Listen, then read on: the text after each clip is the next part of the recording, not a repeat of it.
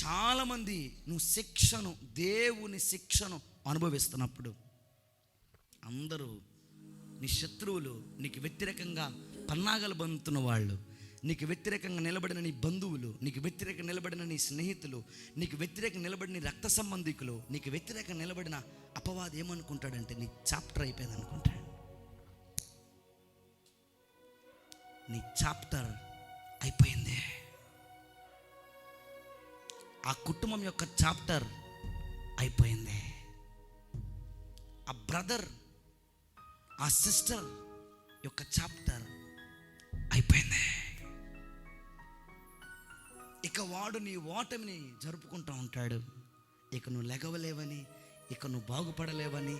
చూసావురా, వాడు పడిపోయాడు రా, వాడు ఏదో తప్పు చేశాడు, దేవుడు వాడిని పడేశాడు, మాకు తెలిసిన అబ్బాయి, వాడు మామూలుడు కాదు, ఆమె మామూలుది కాదు, చాప్టర్ అయిపోయింది. ఇక వాళ్ళు లెగవరు, ఆ కుటుంబం లెగవదు, ఆ పరిస్థితి లెగవరు, ఆ బ్రదరు వాళ్ళ పిల్లలు లెగవరు, వాళ్ళ భర్త వాళ్ళ భార్య లెగవరు, వాళ్ళ చాప్టర్ క్లోజ్ అయిపోయింది అని అనేకులు మాట్లాడడం ప్రారంభిస్తారు.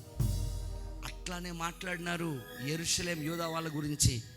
మాట్లాడుతుంటే వాళ్ళు 7వ అధ్యాయంలో ఒక భయంకరమైన సమాధానం ఇస్తారండి. శత్రువా, నా మీద అతిశయింపవద్దు, నేను కింద పడినను నేను తిరిగి లెగుస్తాను. వా, మీ కుటుంబాలు మరలా తిరిగి లేపబడును గాక, మీ బిడ్డలు మరలా తిరిగి లేపబడును గాక, మీ భర్త మరలా తిరిగి లేపబడును గాక, మీ భార్య మరలా తిరిగి లేపబడును గాక, మీ పిల్లలు మరలా తిరిగి లేపబడుదురు గాక, మీ ఉద్యోగంలో మరలా తిరిగి లేపబడుదురు గాక, మీ వ్యాపారంలో మరలా తిరిగి లేపబడుదురు గాక, మీ యొక్క చదువుల్లో మరలా తిరిగి లేపబడుదురు గాక, మీ ఆత్మీయ, ఆర్థిక, ఆరోగ్య, ఉద్యోగ, వ్యాపార, కుటుంబ అన్ని పరిస్థితుల్లో పడిపోయిన వారు మరలా తిరిగి లేపబడుదురు గాక. ఆమెను చెప్పండి ఒకసారి గట్టిగా, ఆమెను చెప్పండి ఒకసారి గట్టిగా.